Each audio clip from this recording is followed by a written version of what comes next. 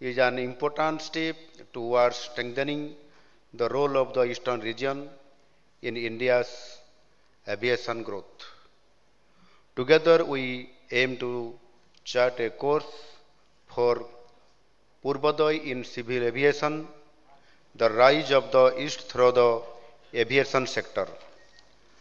I salute the advisory leadership of our Honorable Prime Minister Sri Narendra Modi ji, who has truly democratized air travel through the उड़ान उड़े देश के आम नागरिक scheme. प्रधानमंत्री जी के भाषा में हवाई चप्पल पहनने वाले भी हवाई जहाज में यात्रा करेंगे और आज सचमुच देश के आम से आम नागरिक भी हवाई जहाज में देश विदेश जा रहे हैं। हम भी उड़ीसा में इसी सिद्धांत के साथ एविएशन सेक्टर की प्रगति के लिए निरंतर काम कर रहे हैं। मैं आप सबको बताना चाहूँगा कि उड़ीसा 2036 में हमारा राज्य एक स्वतंत्र राज्य बनने की 100 साल पूरा करेगी। इसीलिए उड़ीसा वासियों के सपने को पूरा करने के लिए हम एक विजन के साथ काम कर रहे हैं। इसी आधार पर हमारा जो हमने एक विजन बना लिया है, विजन 2036 एंड 2047, इसी आधार पर हमारा जो पहला सोपान है उड़ीसा प्रदेश गठन की 100 साल मनाने के लिए, इसी आधार पर एक सोपान और एक 2047 जैसे हम माननीय प्रधानमंत्री जी का जो संकल्प है विकसित भारत बनाने के लिए 2047 को, इसी आधार पर हमने पहले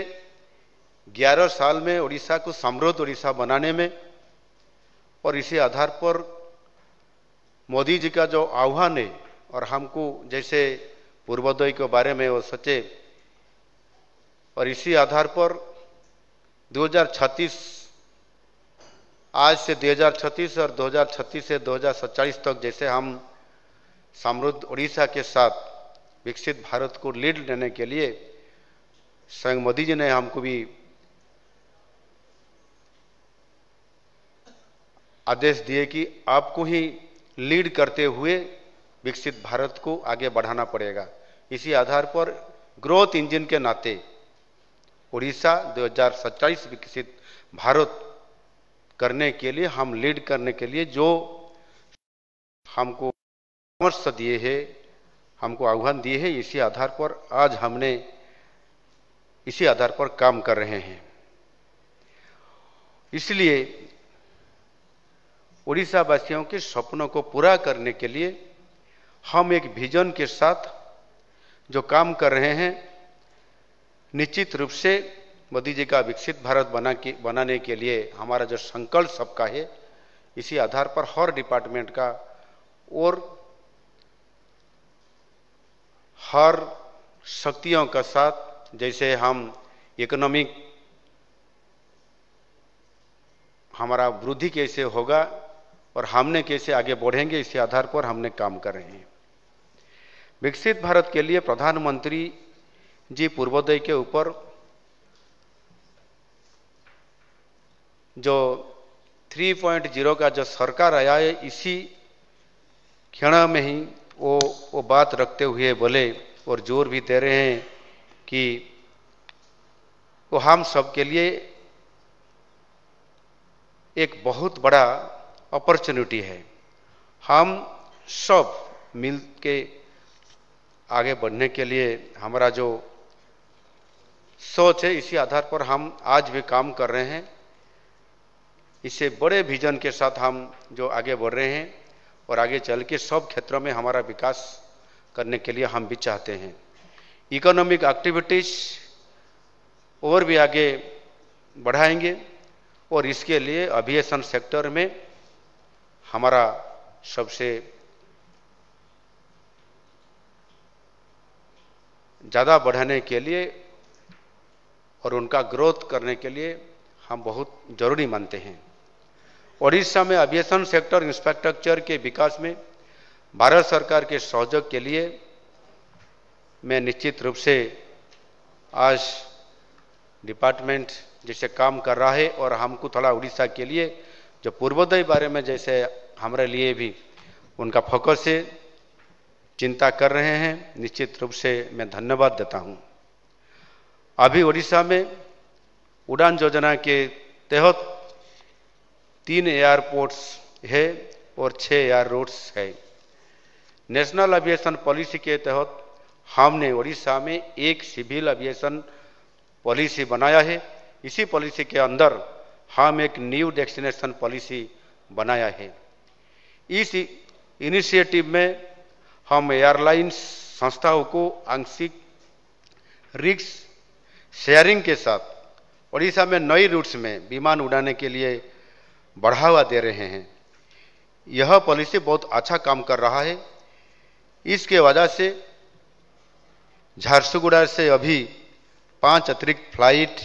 जा रहा है और भुवनेश्वर से भी 8 डोमेस्टिक और 1 इंटरनेशनल फ्लाइट भी जा रहा है। वो 1 साल के अंदर जो हमारा उड़ीसा में नया सरकार आने के बाद और हमने जैसे किसी विमान उड़ाने में हम जैसे जोर दिया है, इसी आधार पर हमने 1 साल के अंदर इतना हम आज जोड़ सकें। मुझे ये कहना है कि खुशी हो रहा है कि हमारे नई सरकार आने के बाद पिछले जो हमारा आज सरकार आने से 14 महीना हो गया और इसी आधार पर हमने इतना सेंट्रल सिविल एविएशन की तरफ से जैसे हमको सहयोग मिला और हमने समुदाय 15 नई डेस्टिनेशन के साथ जुड़ गए हैं। हमारी यही पॉलिसी ओडिशा को जातीय और अंतर्जातीय एविएशन नेटवर्क के साथ जोड़ने में निश्चित रूप से हम सफल होते हुए और आगे बढ़ने के लिए भी कोशिश कर रहे हैं। हम इसी क्षेत्र में ओडिशा को आगे ले जाने के लिए इंफ्रास्ट्रक्चर और स्किल डेवलपमेंट के ऊपर भी जोर दे रहे हैं। इसी आधार पर हमने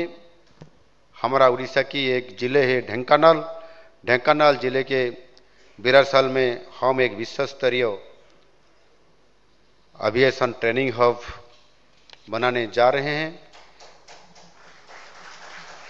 और भुवनेश्वर में हम एक state of the art maintenance repairing overhaul facility बना रहे हैं। इसके साथ हमारे एयरपोर्ट्स के लिए हम एक प्रोग्रेसिव लैंड अलॉटमेंट पॉलिसी ला रहे हैं। इसके तहत हमारे एयरपोर्ट्स के अंदर फ्लाइंग ट्रेनिंग, यूएवी ट्रेनिंग और एयर स्पोर्ट्स एक्टिविटीज हो पाएगा। बहुत सारे फ्लाइंग ट्रेनिंग ऑर्गेनाइजेशन हमारे एयरपोर्ट्स में ये सब काम करेंगे। हमारे जो अनयूज्ड एयर स्ट्रिप है हम उसे एयरपोर्ट्स के रूप में विकसित कर रहे हैं। ऐसे हमारा 14 एयरपोर्ट्स बनेंगे और इसके साथ जिस जिले में एयरपोर्ट्स नहीं है हम वहाँ हेलीपोर्ट्स बनाने के लिए काम कर रहे हैं। ऐसे 15 हेलीपोर्ट्स बनेंगे। इसके साथ जो पुरी में भी एक विश्व स्तरीय इंटरनेशनल एयरपोर्ट बनने जा रहे हैं। जैसे अभी हमारा दोनों मंत्री जी पूरी इंटरनेशनल एयरपोर्ट बनने के लिए जैसे हमको अभी सपोर्ट कर रहे हैं और निश्चित रूप से पूरी जैसे सारे विश्व के लाखों करोड़ों जगन्नाथ भक्तों के लिए एक आध्यात्मिक और एक सांस्कृतिक गेटवे बनेगा और निश्चित रूप से इसी आधार पर हम आशा करते हैं कि निश्चित रूप से जल्द से ही हमारा सिविल एविएशन विभाग तरफ से कैसे हमको पूरा सपोर्ट मिले और हम भी हमारा प्रदेश के तरफ से निश्चित रूप से जो भी हमको सहयोग करना है, हम तुरंत केंद्र को, आपका डिपार्टमेंट को पूरी तरफ से सहयोग करेंगे। झारसुगुड़ा एयरपोर्ट का भी विस्तार के लिए जमीन की व्यवस्था हमने कर चुके हैं। एविएशन सेक्टर के विकास के लिए हम पूरी फाइनेंशियल कमिटमेंट के साथ काम कर रहे हैं। हमारी सरकार आने के तुरंत ही हम विमान नाम से एक नई योजना हम बनाए हैं। विमान मतलब building and management of aviation assets and network. हम इसी योजना के तहत एविएशन भित्ति भूमि और भित्ति भूमि के लिए हमने 4,200 करोड़ भी बजट में हम व्यवस्था की है। वायबिलिटी गैप फंडिंग के तहत भी हम बहुत सारी सुविधाएं हम दे रहे हैं। एविएशन टर्बाइन फ्यूल में 1% भाट दे रहे हैं फ्यूल स्टेशन के लिए मुफ्त में, में जमीन दे रहे हैं और कम पैसेंजर के लिए भी भरपाई कर रहे हैं। इसी कारण फ्लाइट ऑपरेटर्स ओडिशा की नई रूट्स में सेवा देने के लिए आगे आ रहे हैं। लेकिन आगे चल के जब हमारा कनेक्टिविटी बढ़ेगा तब हमको इसके लिए केंद्र सरकार भी निश्चित रूप से सरकार का सपोर्ट चाहिए। और हमने इसी आधार पर जैसे एक नया प्रस्ताव हमने आज रखे हैं और करने के लिए भी जाने के लिए हम एक प्रस्ताव आगे लेने जाने के लिए निश्चित रूप से एक नई प्रस्ताव के साथ, जैसे I am glad to announce that we are in advance discussions with Air India to launch a transformative cadet pilot program under our flagship BMAN initiative. This pioneering effort is designed to empower tribal girls from our state,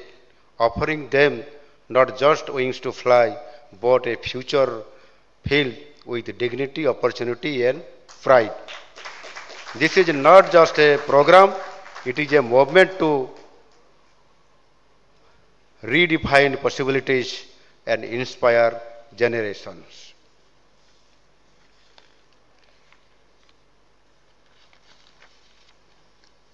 Friends, aviation is not just about airports and flights. It is about connecting our people's aspirations with opportunities, boosting our economy, and realizing the dream of a Viksit Bharat 2047. With your support, we can transform Eastern India into a dynamic hub of civil aviation, where our skies become the highways of prosperity. On behalf of the people of Odisha, I express our sincere thanks and deep gratitude to our Honorable Prime Minister Sri Narendra Modi ji for his visionary leadership and commitment to making air travel accessible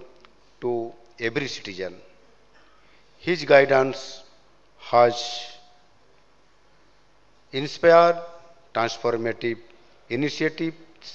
like the Udan scheme, which has truly democratized aviation and opened new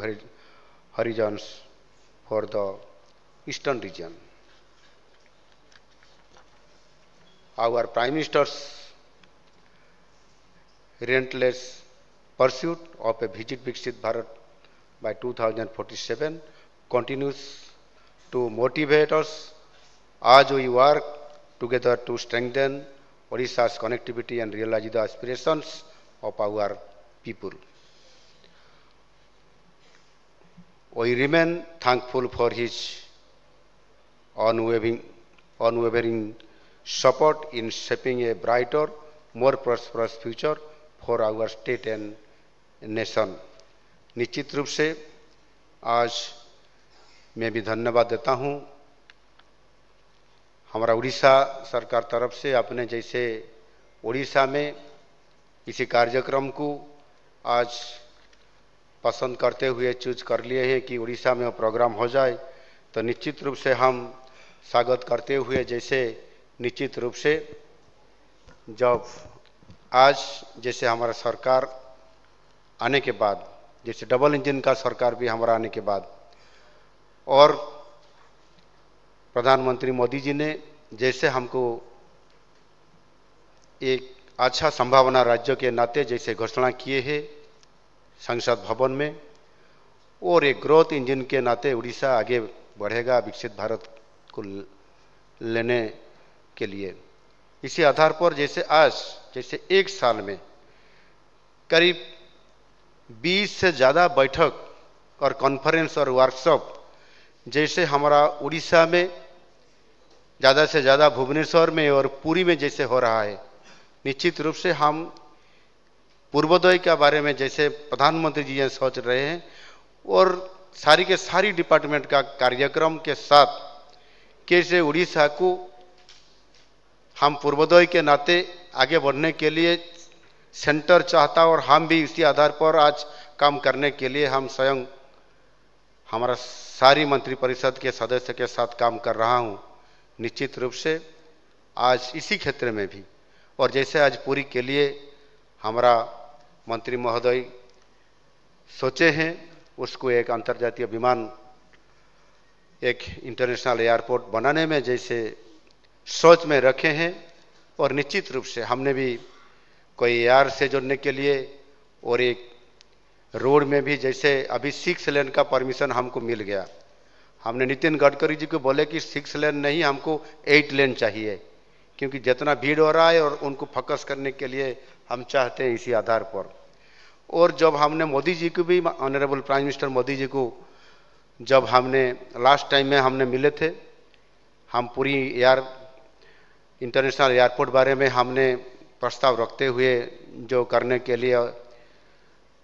आशीर्वाद देने के लिए बोले, तो मोदी जी बोले उसको करना चाहिए भाई, आप करो, लेकिन आपने उसी जहां करने जा रहे हैं आप देखे कि नहीं, उसी जमीन कहाँ है कैसे है। मैंने बोले मैंने जानता हूं कहाँ है, लेकिन मैंने देखने के लिए नहीं गया, तो पहले जाके देखो। और जैसे इतना समुद्र के तट पर हो रहा है और जैसे वहाँ जो टेकअप करेगा और लैंडिंग करेगा वो समुद्र तरफ से आते हुए लैंड में आएगा और वहाँ कई बिल्डिंग या कोई भी कुछ नहीं रहेगा, जैसे सी का लेवल पर आप ऐसे करो। और अच्छा ढंग से करते हुए आप सिविल एविएशन के डिपार्टमेंट के और मंत्री लोगों के साथ बातचीत करते हुए वो मेरे को परामर्श दिए थे,